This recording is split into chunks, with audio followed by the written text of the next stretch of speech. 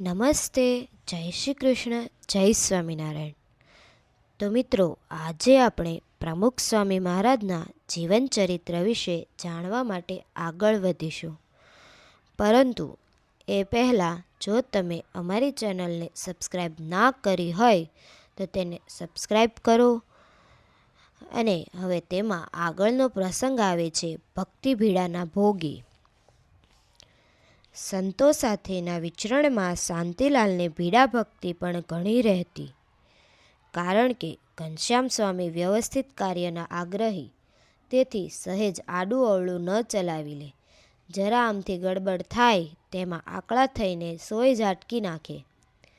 તે વખતે વાસણોને રાખથી ઉટકવાનું ચલણ, તેમાં વાસણ ધોતી વખતે જો જરા કે રાખ વાસણ સાથે ચોંટી રહી હોય તો તે રાખ વાસણ સુકાય એટલે ઉઘડે। ઘનશ્યામ સ્વામી આ જુએ એટલે તે વાસણ ઉપાડીને ફેંકે, છતાં શાંતિલાલ પ્રેમ અને મહિમાથી સેવામાં જોડાતા। મોટી વયે તેઓ કહેતા કે મારો સ્વભાવ પહેલાં શાંત, બહુ બોલવાનું નહીં।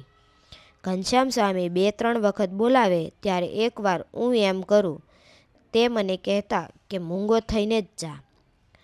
એકવાર આ ઘનશ્યામ સ્વામી ચાણસદમાં બીમાર પડેલા। તેઓને માંદગીમાં સુવાણ થાય એટલે દ્રાક્ષ જોઈતી હતી, તેથી તેઓએ શાંતિલાલને કહ્યું કે તું વડોદરાથી દ્રાક્ષ લઈ આવ। પણ તે દાડે શાંતિલાલને પાદરા જવાનોય બહુ મેળ પડતો નહીં। પોતે જ ઘણીવાર કહેતા કે તે વખતે ઘરની બહાર જવાનું થાય જ નહીં। પાદરા જઈએ તો એમ લાગે કે ઓહો, પાદરે જઈ આવ્યા। વડોદરા જવું તે વિલાયત જવા જેવું અને પાદરા જવું તે મુંબઈ જવા જેવું હતું।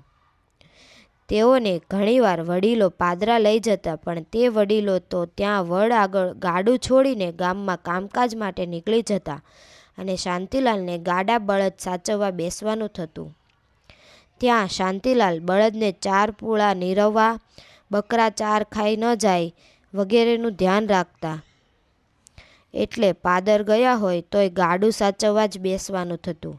તેથી ખરીદી કામ વગેરેનો કોઈ ખાસ અનુભવ તેઓ પાસે નહીં, છતાં કોક દી વડીલ વડોદરા જતા હતા તેની સાથે ઘનશ્યામ સ્વામીએ શાંતિલાલને દ્રાક્ષ લેવા મોકલી દીધા। શાંતિલાલ પણ સંતોની આજ્ઞાનું મહત્વ સમજી નીકળ્યા અને વડોદરાથી લીલી દ્રાક્ષ લઈને પરત ફર્યા। પરંતુ ઘનશ્યામ સ્વામી આગળ જેવી તે દ્રાક્ષ ધરી કે ત્યાં જ તેઓ છળી ઉઠ્યા અને મૂરખ છે, આવી દ્રાક્ષ ક્યાંથી લાવ્યો? આવી દ્રાક્ષ લાવવાની કહી હતી, ખબર નહોતી તો ગયો શું કામ? ખબર નહોતી તો ના પાડવી હતી ને? મેં તને દ્રાક્ષ માટે પૈસા અપાવ્યા અને આવી દ્રાક્ષ લઈ આવ્યો? એમ ઘણો ઠપકો શાંતિલાલને દઈ દીધો।